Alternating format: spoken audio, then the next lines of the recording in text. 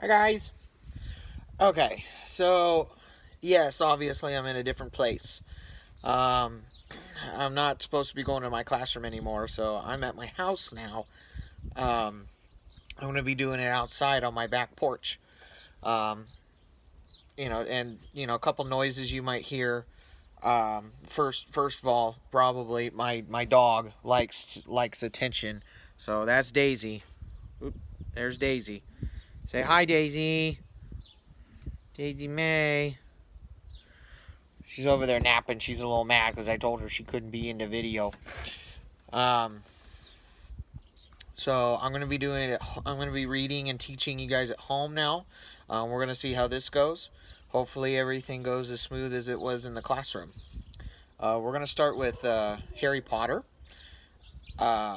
and we're gonna do chapter 9. What happened in chapter 8? I guess the most significant thing that happened in chapter 8 was kind of short. The only real significant thing that happened in chapter 8 was that the fat lady disappeared, and her picture frame was destroyed, and that's when Peeves told everybody that the person that was there and destroyed it was Sirius Black. So now we've learned that Sirius Black is in the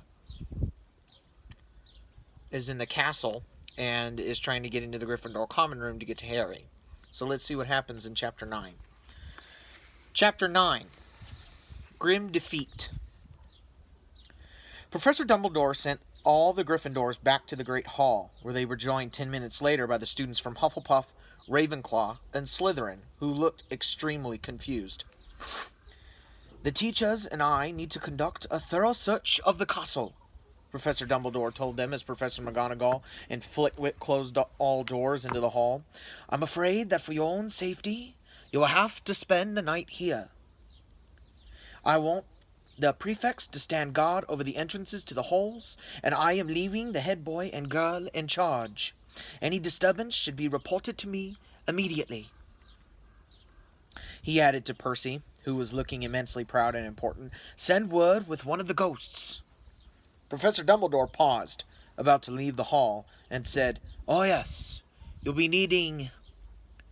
One casual wave of his wand, and the long tables flew to the edges of the hall and stood themselves against the walls.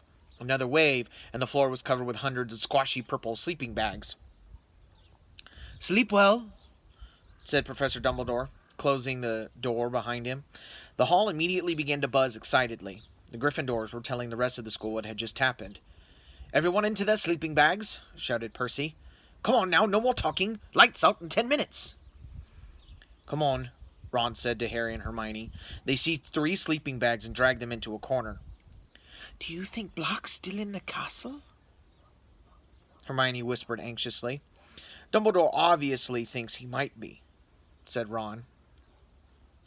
It's very lucky he picked tonight, you know, said Hermione as they climbed fully dressed into their sleeping bags and propped themselves on their elbows to talk.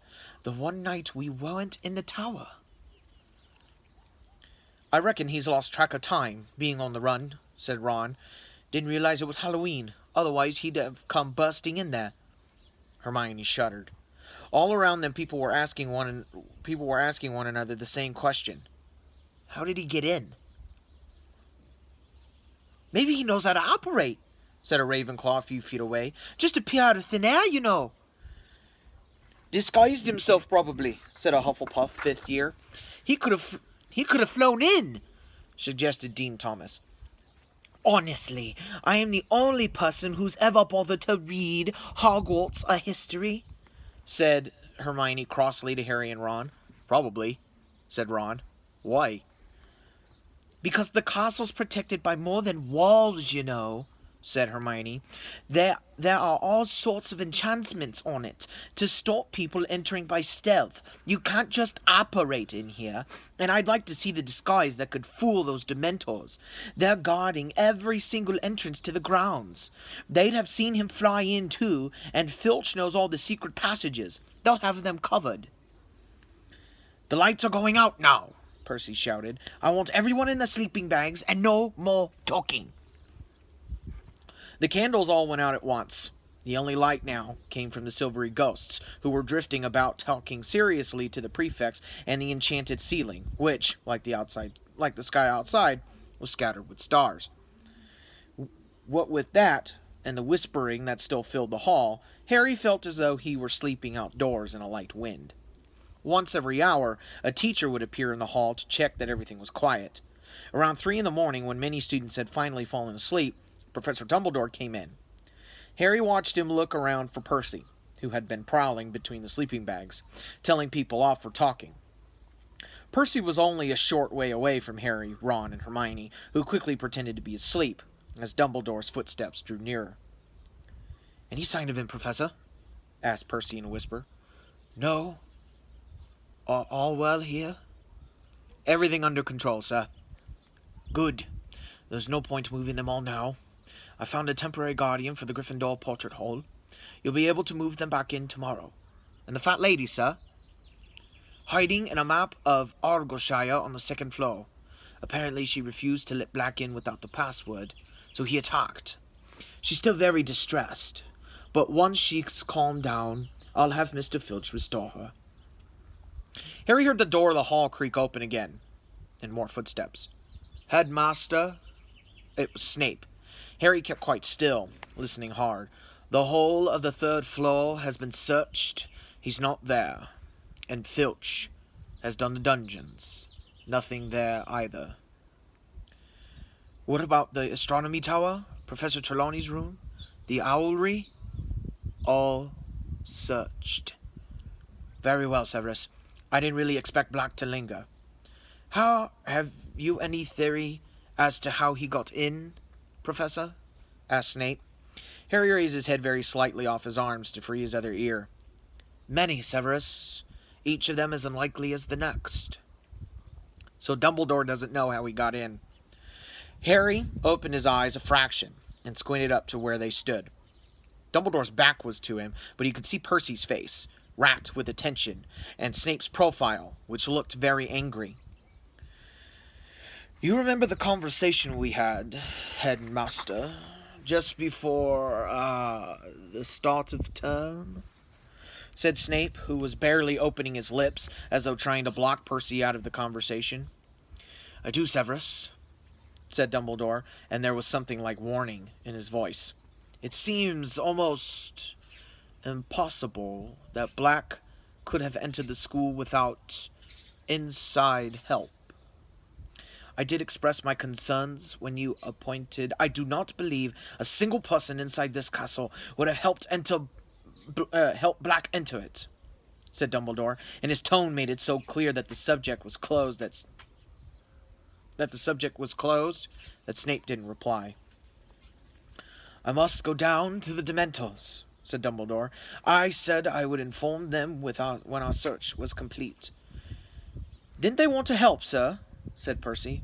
"Oh, yes," said Dumbledore coldly, "but I'm afraid no Dementor will cross the threshold of this castle while I am headmaster." So he doesn't want the Dementors entering the castle. And you probably know why. The Dementors aren't very nice. Percy looked slightly abashed. Dumbledore left the hall, walking quickly and quietly.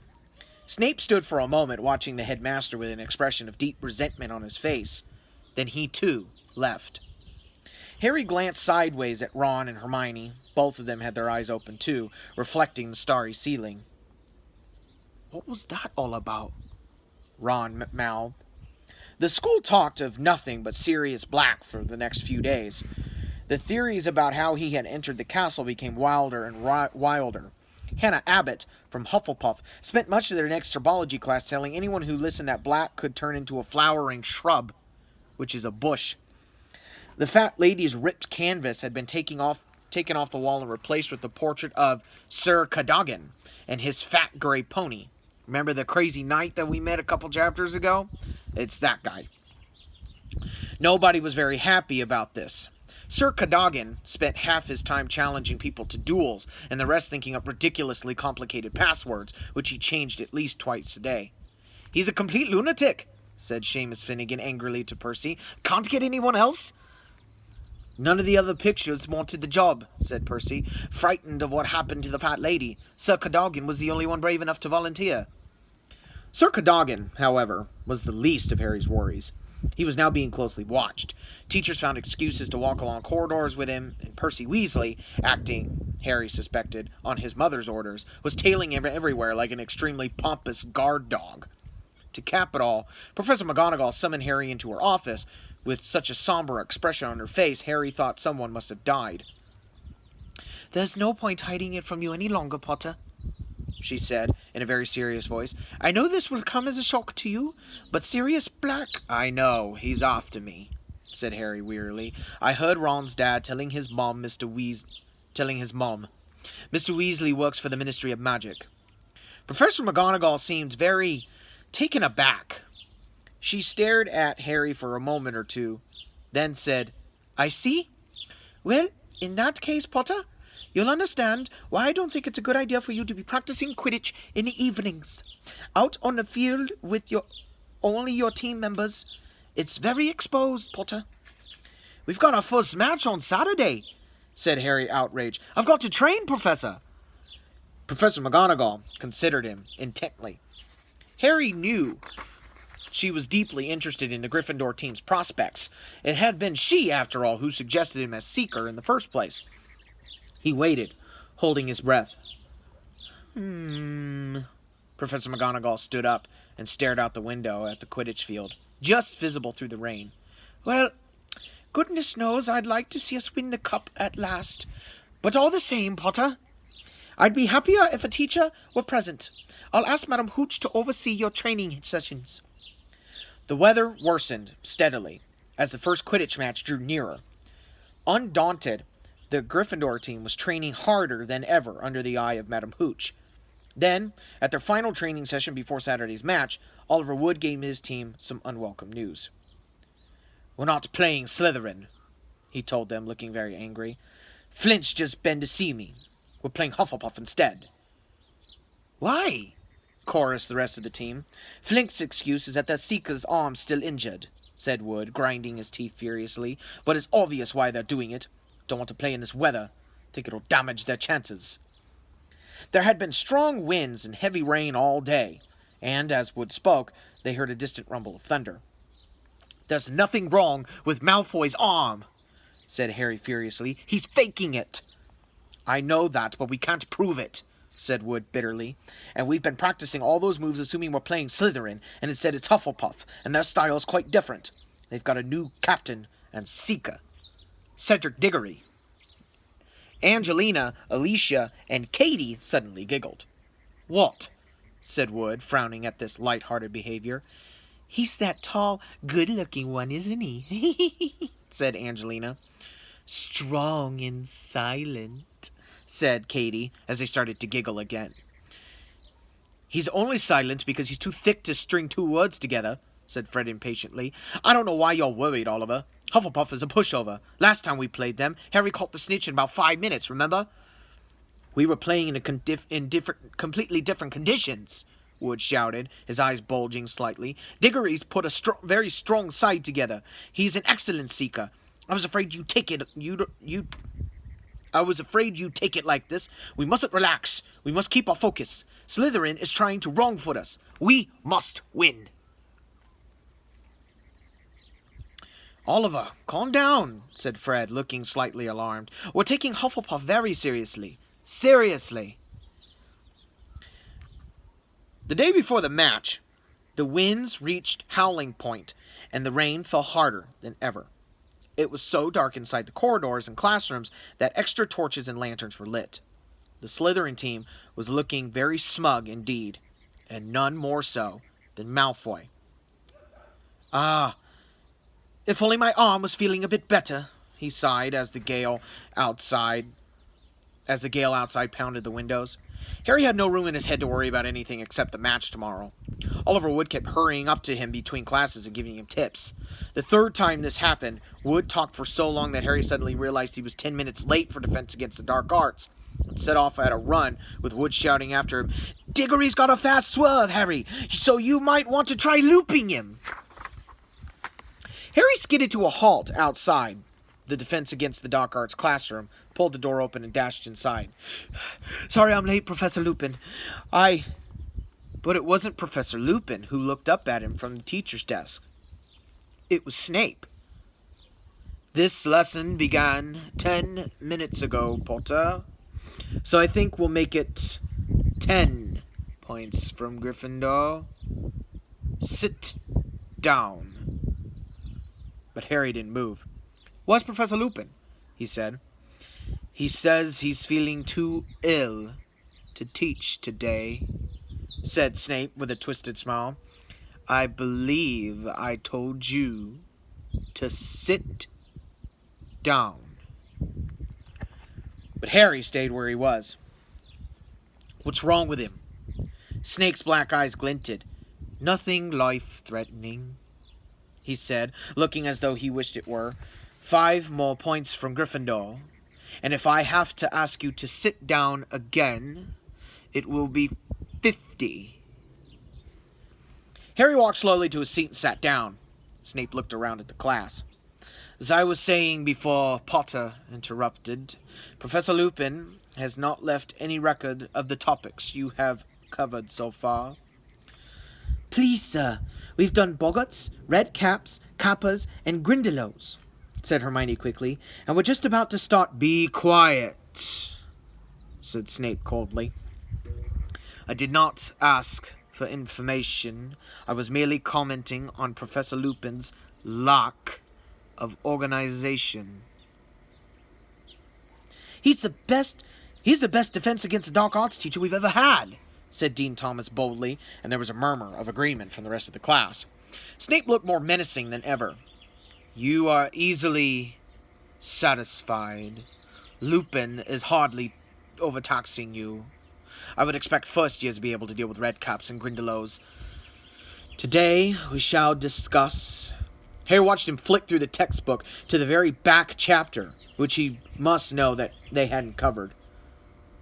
"Werewolves," said Snape.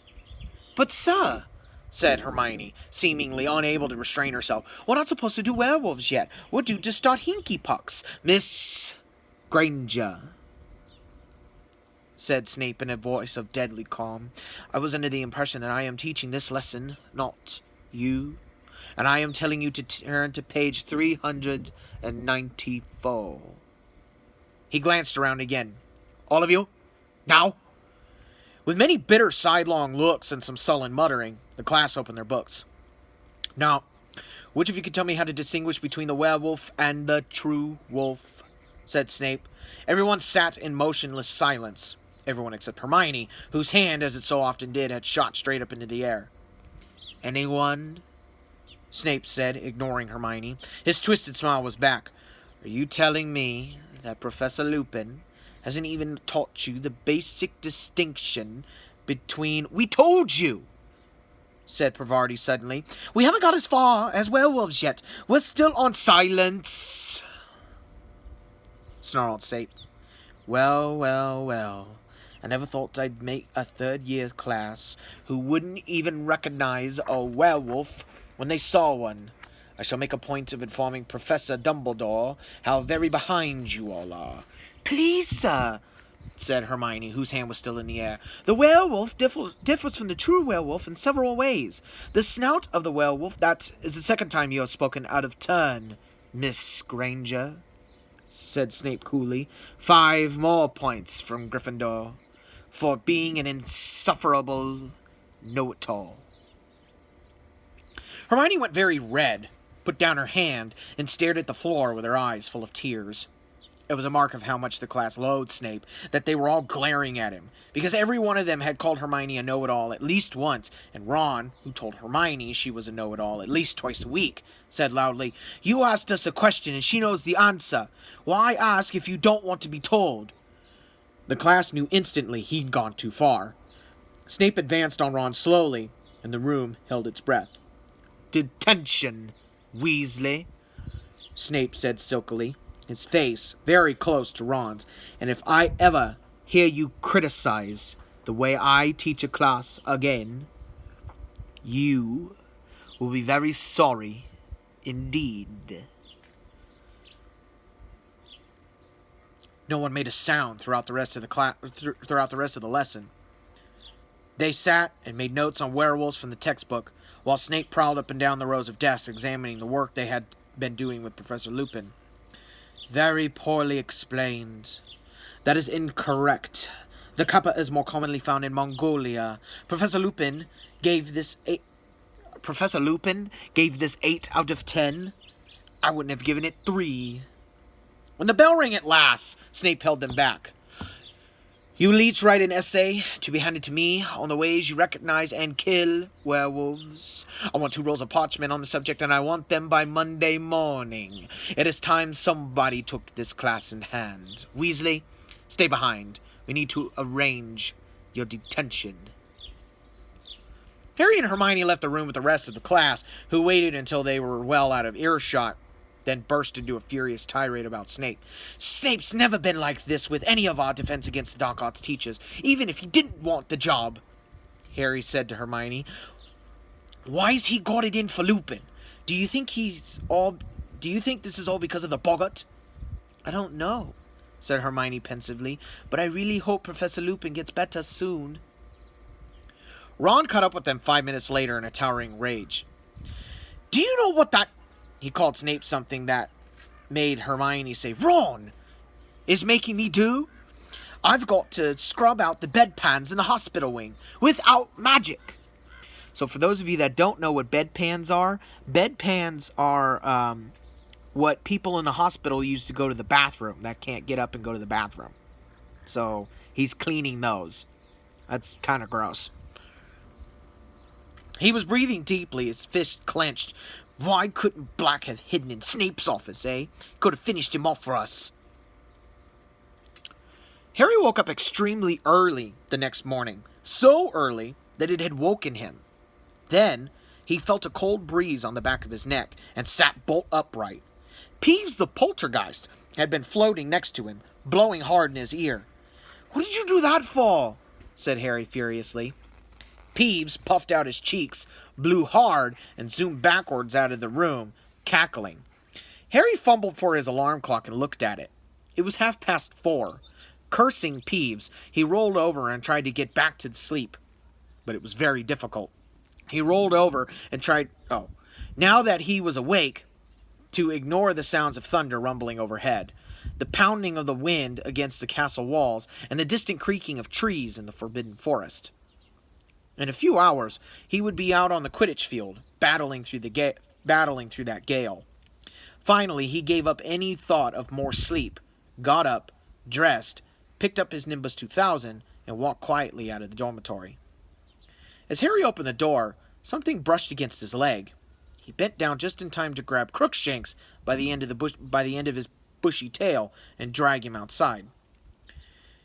You know, I reckon Ron was right about you, Harry told Crookshanks suspiciously. There are plenty of mice around this place. Go and chase them. Go on, he added, nudging Crookshanks down the spiral staircase with his foot. Leave Scabbers alone. The noise of the storm was even louder in the common room. Harry knew better than to think that the match would be cancelled. Quidditch matches weren't called off for trifles like thunderstorms. Nevertheless, he was starting to feel very nervous.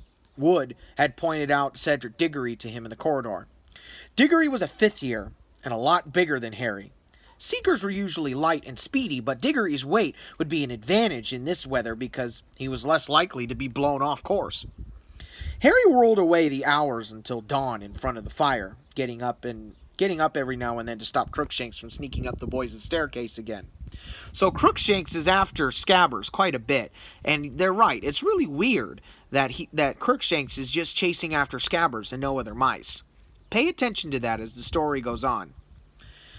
At long last, Harry thought it must be time for breakfast. So he headed through the portrait hall again. Stand and fight, you mangy cur! Yelled Sir Cadogan. Oh, shut up, Harry yawned. He revived a bit over a large bowl of porridge, and by the time he'd started on toast, the rest of the team had turned up. It's going to be a tough one, said Wood, who wasn't eating anything. Stop worrying, Oliver, said Alicia soothingly. We don't mind a bit of rain. but it was considerably more than a bit of rain. Such was the popularity of Quidditch that the whole school turned out to watch the match as usual, but they ran down the lawns toward the Quidditch field, heads bowed against the ferocious wind, umbrellas being whipped out of their hands as they went. Just before he entered the locker room, Harry saw Malfoy, Crabbe, and Goyle laughing and pointing at him from under an enormous umbrella on their way to the stadium. The team changed into their scarlet robes and waited for Wood's usual pre-match pep talk, but it didn't come. He tried to speak several times, made an odd gulping noise, then shook his head hopelessly and beckoned them to follow him. The wind was so strong that they staggered sideways as they walked out into the field. If the crowd was cheering, they couldn't hear it over the fresh rolls of thunder. Rain was splattering over Harry's glasses. How on earth was he going to see the snitch in this? The Hufflepuffs were approaching from the opposite side of the field, wearing canary yellow robes. The captains walked up to each other and shook hands. Diggory smiled at Wood, but Wood now looked as though he had lockjaw and merely nodded. Harry saw Madam Hooch's mouth form the words, "Mount shall brooms!" He pulled his right foot out of the mud with a squelch and swung it over his Nimbus 2000. Madam Hooch put her whistle to her lips and gave it a blast that sounded shrill and distant. They were off. Harry rose fast, but his Nimbus was swerving slightly with the wind. He held it as steady as he could and turned, squinting into the rain. Within 5 minutes, Harry was soaked to his skin and frozen, hardly able to see his teammates, let alone the tiny snitch. He flew backward and forward across the field, past blurred red and yellow shapes, with no idea what was happening in the rest of the game. He couldn't hear the commentary over the wind. The crowd was hidden beneath a sea of cloaks and battered umbrellas. Twice Harry came very close to being unseated by a bludger. His vision was so clouded by the rain on his glasses, he hadn't seen them coming. He lost track of time. It was getting harder and harder to hold his broom straight. The sky was getting darker, as though night had decided to come early. Twice, Harry nearly hit another player without knowing whether it was a teammate or opponent. Everyone was now so wet, and the rain so thick, he could hardly tell them apart. With the first flash of lightning came the sound of Madam Hooch's whistle. Harry could just see the outline of Wood through the thick rain, gesturing him to the ground.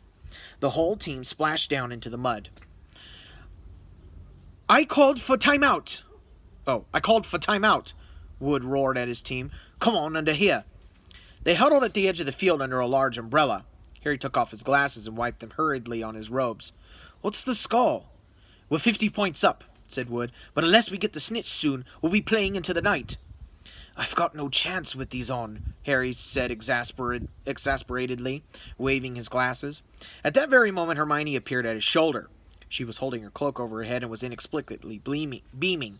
I have an idea, Harry. Give me your glasses, quick. He handed them to her, and as the team watched in amazement, Hermione tapped them with her wand and said, Impervious. There, she said, handing them back to Harry. They'll repel water. Wood looked as though he could have kissed her. Brilliant, he called hoarsely after her as she disappeared into the crowd. Okay, team, let's go for it. Hermione's spell had done the trick. Harry was still numb with cold, still wetter than he'd ever been in his life, but he could see, full of fresh determination. He urged his broom through the turbulent air, staring in every direction for the snitch, avoiding a bludger, ducking beneath Diggory, who was streaking in the opposite direction. There was another clap of thunder, followed immediately by forked lightning. This was getting more and more dangerous. Harry needed to get the snitch, and fast. He turned, intending to head back toward the middle of the field, but at that moment another flash of lightning illuminated the stands, and Hermione saw something that distracted him completely. The silhouette of an enormous, shaggy, black dog. So the dog is coming back. Clearly imprinted against the sky, motionless in the topmost empty row of seats. Harry's numb hand slipped on the broom handle, and his nimbus dropped a few feet. Shaking his sodden bangs out of his eyes, he squinted back into the stands, and the dog had vanished. Harry! Came Wood's anguished yell from Gryffindor goalposts. Harry, behind you! Harry looked wildly around. Cedric Diggory was pelting up the field, and a tiny speck of gold was shimmering in the rain-filled air between them. With a jolt of panic, Harry threw himself flat to the broom handle and zoomed toward the snitch. "Come on!" he growled at his Nimbus as the rain whipped his face. "Faster!" But something odd was happening. An eerie silence was falling across the stadium. The wind, though as strong as ever, was forgetting to roar. It was as though someone had turned off the sound, as though Harry had gone suddenly deaf. What was going on? And then a horribly familiar wave of cold swept over him, inside him, just as he became aware of something moving on the field below. Before he had time to think, Harry had taken his eyes off the snitch and looked down. At least 100 Dementors, their hidden faces pointing up at him, were standing beneath him. It was as though freezing water were rising in his chest, cutting at his insides. And then he heard it again. Someone was screaming inside his head. A woman. "Not Harry, please, not Harry! Stand aside, you silly girl! Stand aside, now! Not Harry, please, no, take me! Take me instead!" Numbing, swirling white mist was filling Harry's brain. What was he doing? Why was he flying? He needed to help her. She was going to die. She was going to be murdered. He was falling through the icy mist. "Not Harry! Please, have mercy! Have mercy!" A shrill voice was laughing. The woman was screaming, and Harry knew no more. Lucky the ground was so soft. I thought he was dead for sure. But he didn't even break his glasses. Harry could hear the voices whispering, but they made no sense whatsoever. He didn't have a clue where he was, or how he got there, or what he'd been doing before he got there. All he knew was that every inch of it was aching as though it had been beaten. That was the scariest thing I've ever seen in my life. Scariest? The scariest thing? Hooded black figures? Cold. Screaming. Harry's eyes snapped open. He was lying in the hospital wing. The Gryffindor Quidditch team, spattered with mud from head to foot, was gathered around his bed. Ron and Hermione were also there, looking as though they'd just climbed out of a swimming pool. "Harry," said Fred, who looked extremely white under the mud. "How are you feeling?" It was as though Harry's memory was on fast forward. The lightning, the Grim, the Snitch, and the Dementors.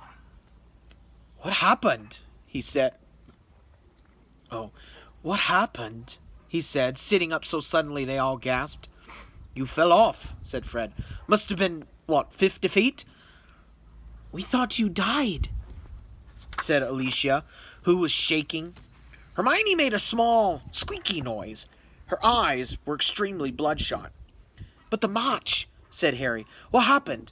Are we doing a replay?" No one said anything. The horrible truth sank into Harry like a stone. "We didn't lose." "Diggory got the snitch," said George, "just after you fell. He didn't realize what had happened. When he looked back and saw you on the ground, he tried to call it off, wanted a rematch. But they won fair and square. Even Wood admits it." "Where is Wood?" said Harry, suddenly realizing he wasn't there. "Still in the showers," said Fred. "We think he's trying to drown himself." Harry put his face to his knees, his hands gripping his hair. Fred grabbed his shoulder and shook it roughly. "Come on, Harry. You've never missed the snitch before." "There had to be one time you didn't get it," said Ron. "It's not over yet," said Ron. "We lost by 100 points, right? So if Hufflepuff loses to Ravenclaw and we beat Ravenclaw and Slytherin, Hufflepuff will have to lose by at least 200 points, said George. "But if they beat Ravenclaw, no way, Ravenclaw's too good. But if Slytherin loses against Hufflepuff, it all depends on the points. A margin of 100 either way." Harry lay there, not saying a word. They had lost for the first time ever. They had lost. For the first time ever, he had lost a Quidditch match. After 10 minutes or so, Madame Pomfrey came over to tell the team to leave him in peace. "We'll come and see you later," Fred told him. "Don't beat yourself up. Don't beat yourself up, Harry. You're still the best seeker we've ever had. The team trooped out, trailing Mud behind them. Madame Pomfrey shut the door behind them, looking disapproving. Ron and Hermione moved nearer to Harry's bed. Dumbledore was really angry, Hermione said in a quaking voice. I've never seen him like that before. He ran onto the field as you fell, waved his wand, and you sort of slowed down before you hit the ground.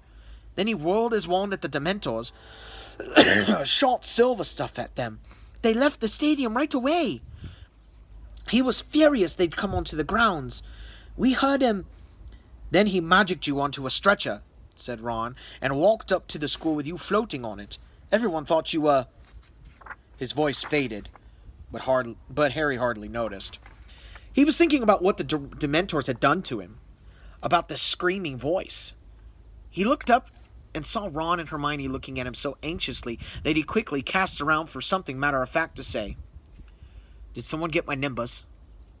Ron and Hermione looked quickly at each other. What? Said Harry, looking from one to the other.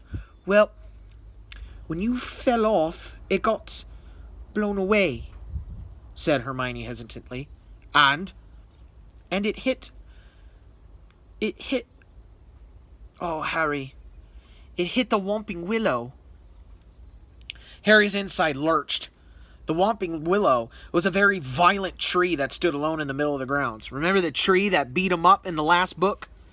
That's the tree that it flew into. And? He said, dreading the answer. Well, you know the Whomping Willow, said Ron. It doesn't like being hit.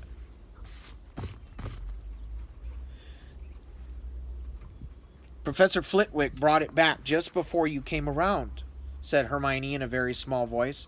Slowly, she reached down for a bag at her feet, turned it upside down, and tipped a dozen bits of splintered wood and twig onto the bed, the only remains of Harry's fateful, finely beaten broomstick.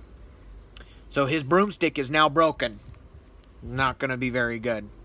That is the end of Chapter 9, and it's getting pretty exciting. The Dementors won't leave him alone. Sirius Black is loose in the castle, and we'll just find out what happens next in Chapter 10 on the next video. So until next time, guys, Daisy and I both are going to say bye. Say bye, Daisy. Hi, Daisy. Hey. She doesn't want to say goodbye. Bye, guys.